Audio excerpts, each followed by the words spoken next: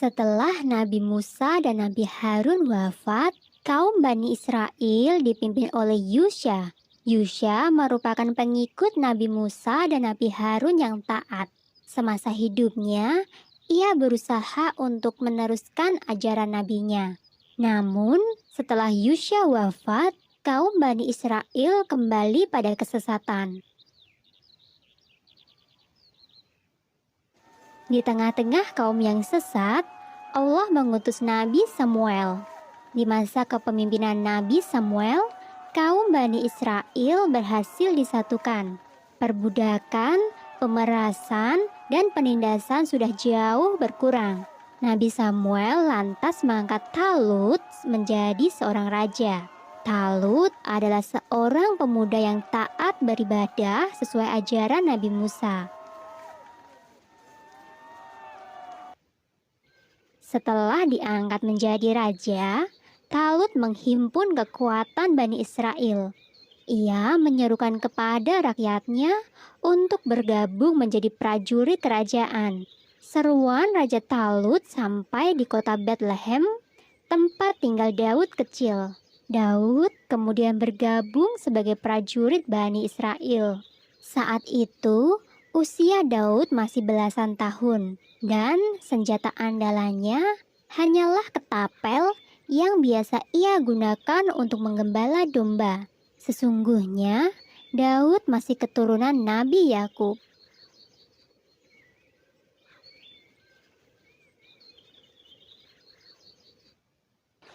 Suatu ketika, kaum Bani Israel berperang dengan kaum Palestina.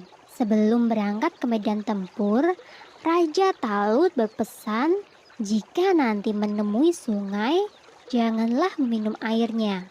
Bagi siapa yang melanggar, maka ia tidak termasuk pengikut Raja Talut. Saat pasukan itu menemui sebuah sungai, sebagian besar prajurit langsung meminum air sungai itu. Sebagian lainnya tetap mematuhi larangan sang raja. Daud termasuk dalam orang-orang yang mematuhi raja mereka.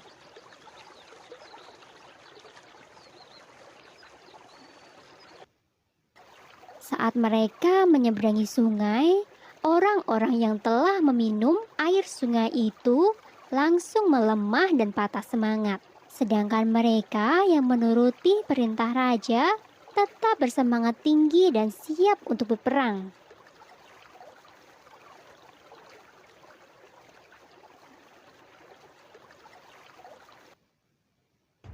Daud bertempur dengan gagah berani. Batu-batu dari ketapelnya berhasil merobohkan banyak sekali musuh. Bahkan, ketapel Daud berhasil melumpuhkan raja musuhnya, sehingga ia pulang sebagai pahlawan perang.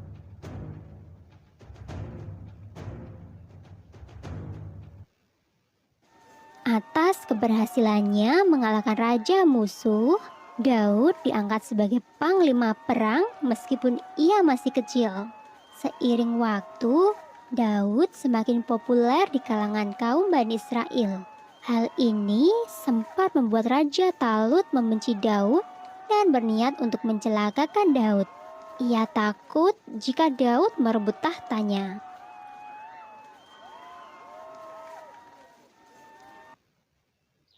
Jauh setelah Raja Talut wafat, kerajaan Bani Israel dipimpin oleh anak Raja Talut. Ia memimpin dengan tidak adil. Hal ini menimbulkan perpecahan di dalam kerajaan. Banyak di antara rakyat Bani Israel menghendaki Daud menjadi raja. Maka diangkatlah Daud sebagai raja. Ia memerintah dengan sangat adil.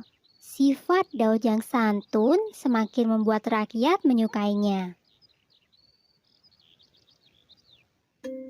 Selain sebagai raja, Daud juga diangkat sebagai nabi Allah.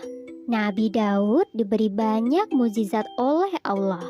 Di antaranya adalah mampu memerintahkan gunung dan burung untuk bertasbih, dapat melunakkan besi dengan tangan kosong, dikaruniai kecerdasan yang luar biasa, dan mukjizat yang paling besar adalah Diberikannya kitab Zabur sebagai tuntunan dan pedoman dalam beribadah kepada Allah. Sumber dalam Al-Quran surat An-Nisa ayat 163 yang berbunyi, "Dan kami berikan Zabur kepada Daud